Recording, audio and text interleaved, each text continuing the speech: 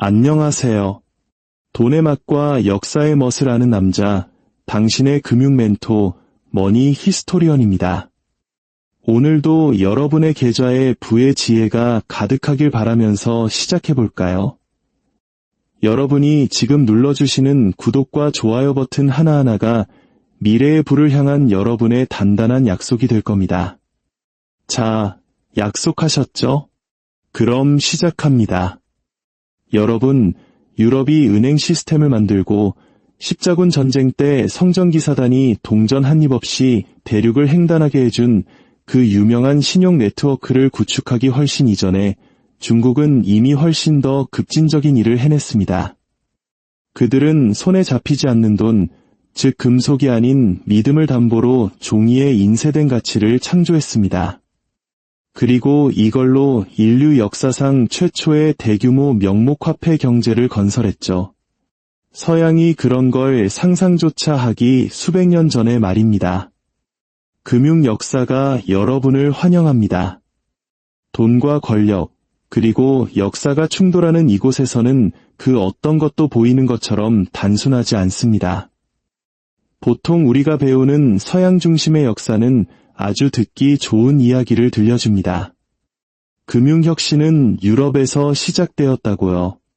로마가 은행을 발명했고 중세 이탈리아인들이 회계학을 만들었으며 네덜란드인들이 현대 자본주의를 탄생시켰다고 말이죠.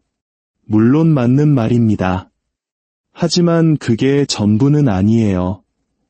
이 모든 일이 일어나기 전 유럽의 은행가 계층이나 중앙재무부가 생기기도 전에 중국은 돈 자체를 재창조해야만 할 정도로 거대한 문제에 직면했습니다.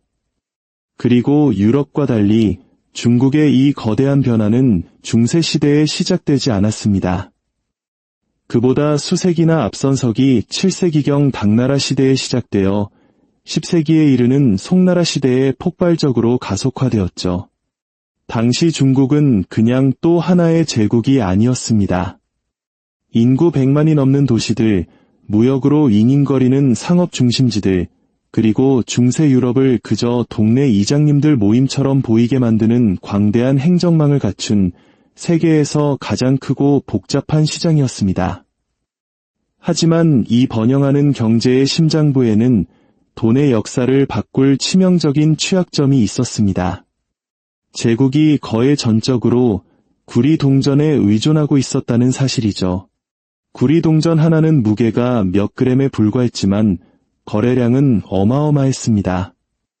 대규모 선적 대금을 운반하는 상인은 수만 개의 동전을 꺼내 깨어 운반해야 했습니다. 말 그대로 등골이 흐는 물리적인 짐이었죠.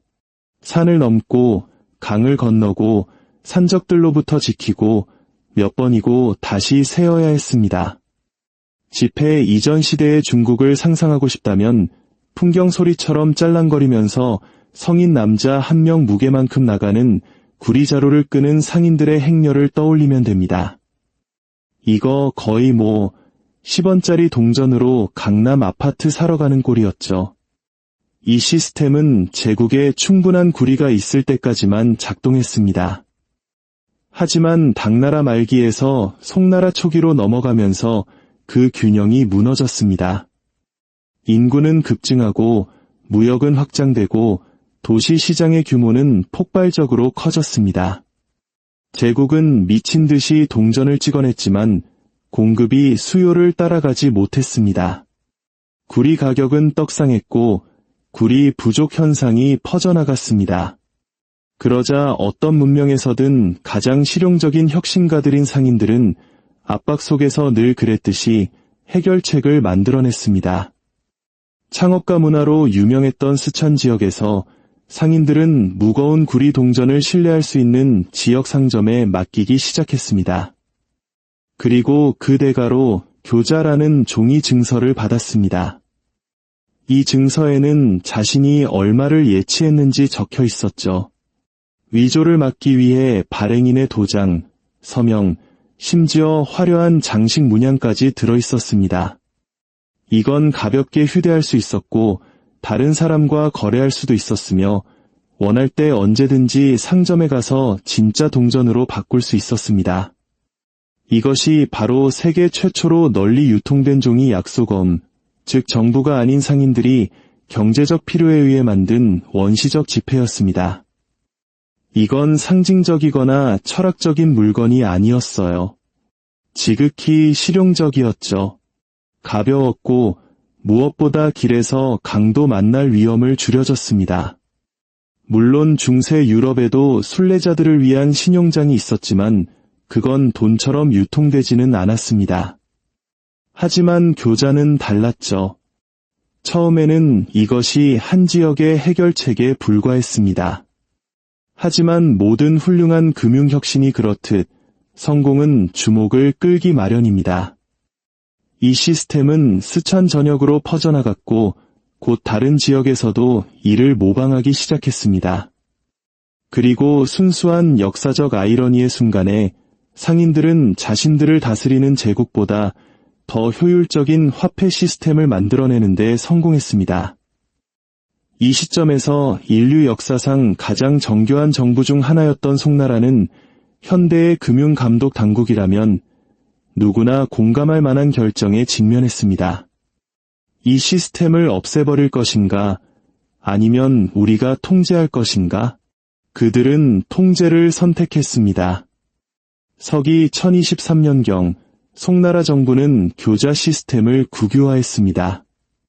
민간의 지폐 발행을 금지하고 공식 인쇄소를 만들었으며 세계 최초의 정부 보증 지폐를 도입했습니다. 갑자기 상인들의 편의를 위해 시작된 것이 국가 권력의 상징이 된 것입니다. 새로운 지폐에는 법으로 표준화된 액면가가 있었습니다. 유통을 촉진하고 사재기를 통제하기 위해 보통 3년의 유효기간이 있었죠. 자본 유출을 막기 위해 지정된 지역 내에서만 유통되었습니다. 그리고 가장 중요한 것은 적어도 처음에는 금속으로 교환이 가능했다는 점입니다. 잠시 동안 중국은 완벽한 하이브리드 시스템을 구축했습니다. 부분적인 금속 준비금을 가진 지폐, 국가가 통제하는 발행 권한, 그리고 이 시스템이 실제로 필요할 만큼 크고 발전된 경제. 이는 유럽 최초의 은행권이 나오기 수백 년 전, 잉글랜드 은행이 설립되기 수백 년 전, 성전기사단이 기독교 세계 전역에 그림자 신용망을 구축하기 수백 년 전의 일이었습니다. 하지만 혁신에는 유혹이 따르는 법이죠. 지폐는 경제를 더 빠르게 움직이게 했습니다. 세금 징수를 더 쉽게 만들었고 송나라 군대에 자금을 댔습니다. 그리고 생산 비용이 비교적 저렴했기 때문에 너무나도 매력적인 재정적 지름길이 되어 기강은 거의 즉시 무너지기 시작했습니다. 정부는 더 많은 지폐를 발행했습니다. 그리고 더 많이, 그리고 또 더 많이. 준비금이 줄어들면서 교환 약속은 약해졌습니다. 인플레이션이 슬금슬금 기어오르더니 이내 급등했습니다. 1100년대 후반에 이르러 초기 지폐의 가치는 본래의 담보 가치와 급격히 멀어지기 시작했습니다. 그리고 중국은 인류 문명사상 그 누구도 직면한 적 없는 문제에 맞닥뜨리게 됩니다. 바로 세계 최초의 명목화폐 인플레이션 위기였죠. 송나라 정부는 문제를 해결하려고 노력했습니다. 발행 한도를 바꾸고 환율을 조정했으며 회자와 같은 새로운 종류의 지폐를 도입하여 신뢰를 회복하려 했습니다.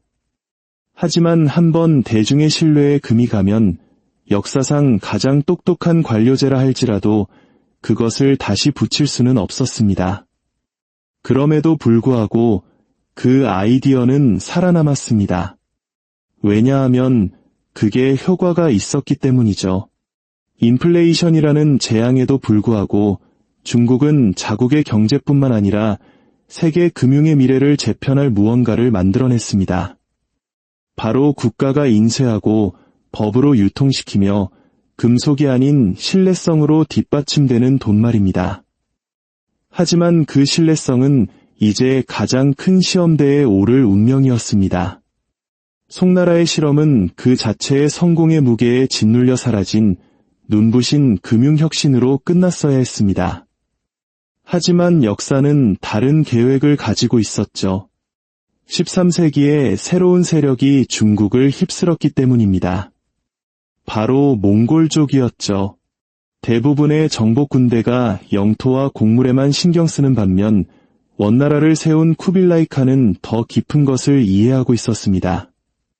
땅을 지배하는 것도 좋지만 돈을 지배하는 것이 더 낫다는 것을요. 그래서 그는 권력을 잡았을 때 지폐를 폐지하지 않았습니다. 오히려 완전히 올인했죠.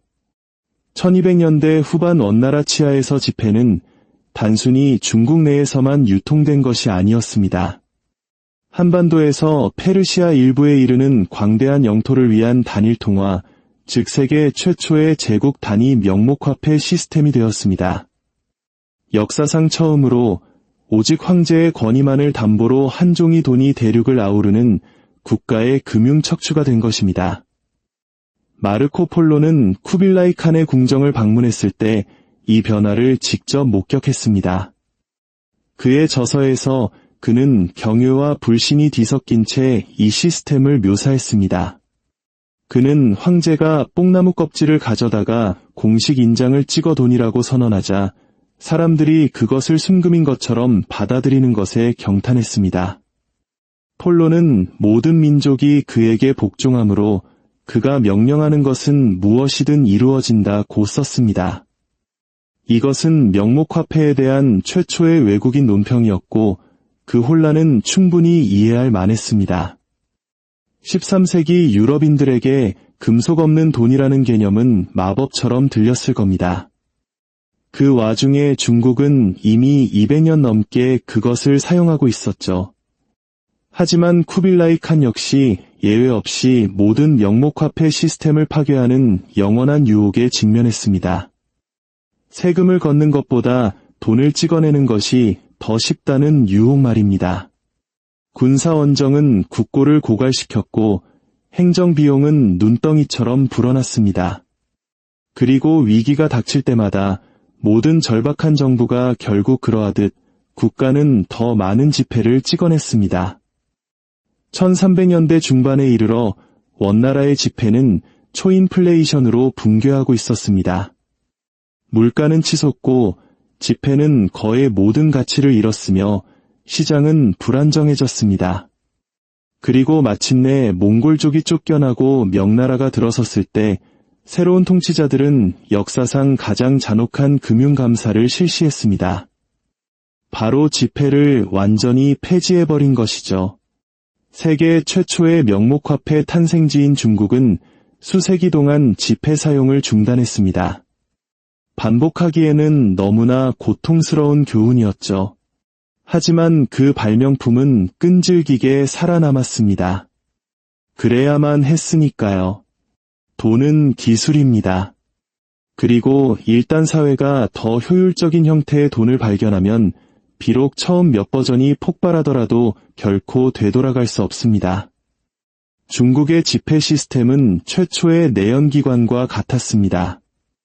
위험하고 불안정하지만 혁명적이었죠. 그것은 시장, 조세 시스템, 무역의 흐름, 그리고 궁극적으로 전 세계 금융계의 상상력을 재편했습니다.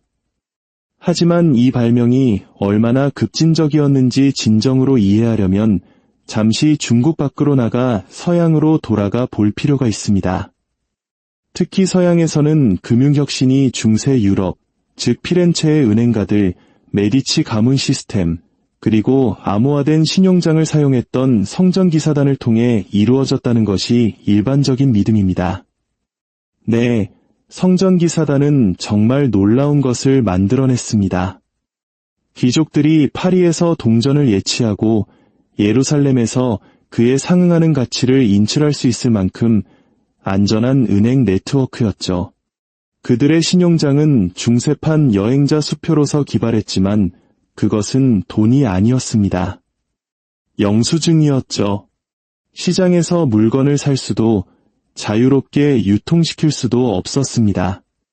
화폐가 아닌 회계의 도구였던 겁니다. 일상 거래에 사용되는 유통 매체로서의 지폐는 1600년대까지 유럽에 등장하지 않았습니다. 중국이 최초의 교자를 발행한 지 약 600년 후였죠. 서양은 은행을 먼저 만들었고 중국은 화폐를 먼저 만들었습니다. 그 이유는 어렵지 않게 이해할 수 있습니다. 중국은 유럽에 없었던 두 가지 거대한 이점을 가지고 있었기 때문입니다. 바로 종이와 규모입니다. 유럽은 두껍고 비싼 동물 가죽 기반의 양피지를 사용했습니다. 계약서는 쓸 수 있었지만 화폐 시스템을 인쇄할 수는 없었죠. 반면 중국은 기원전 2세기부터 종이를 생산해왔습니다. 그리고 그 경제는 대부분의 중세 왕국보다 더 큰 상업망을 가진 거대한 규모였습니다. 경제가 금속 공급보다 빠르게 성장할 때 혁신은 필수가 됩니다. 자, 이제 현재로 돌아와 봅시다.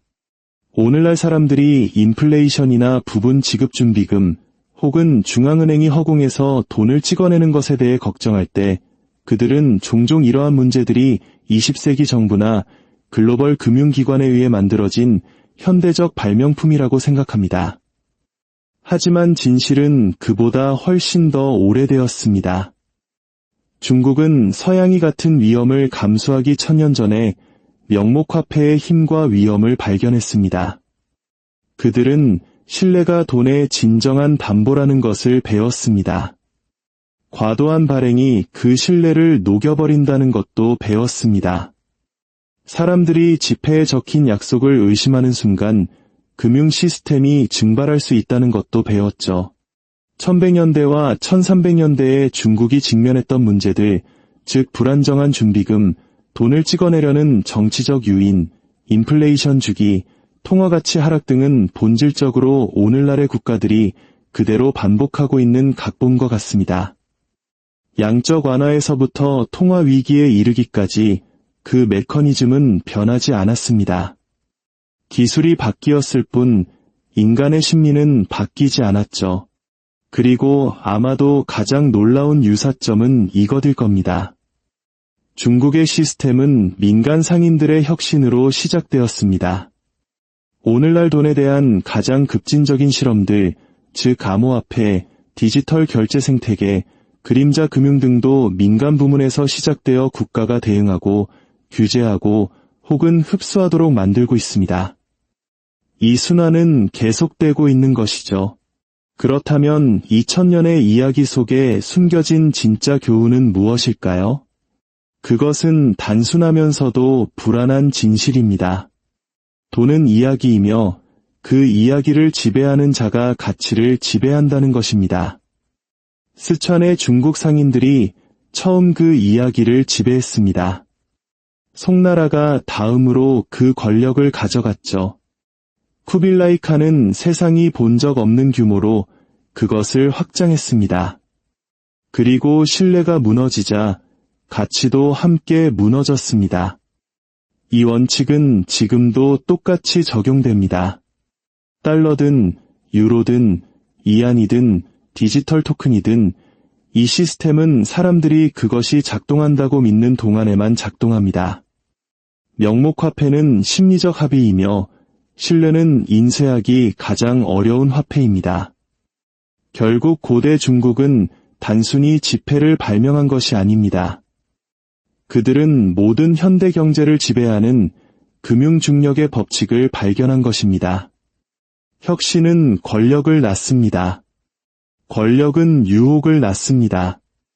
유혹은 기강을 무너뜨립니다. 그리고 기강이 무너지면 화폐도 함께 무너집니다. 역사는 반복되지 않지만 역사를 모르면 똑같은 방식으로 뒤통수를 맞게 됩니다. 오늘 이야기가 새로운 관점을 주었다면 구독 버튼을 눌러주세요.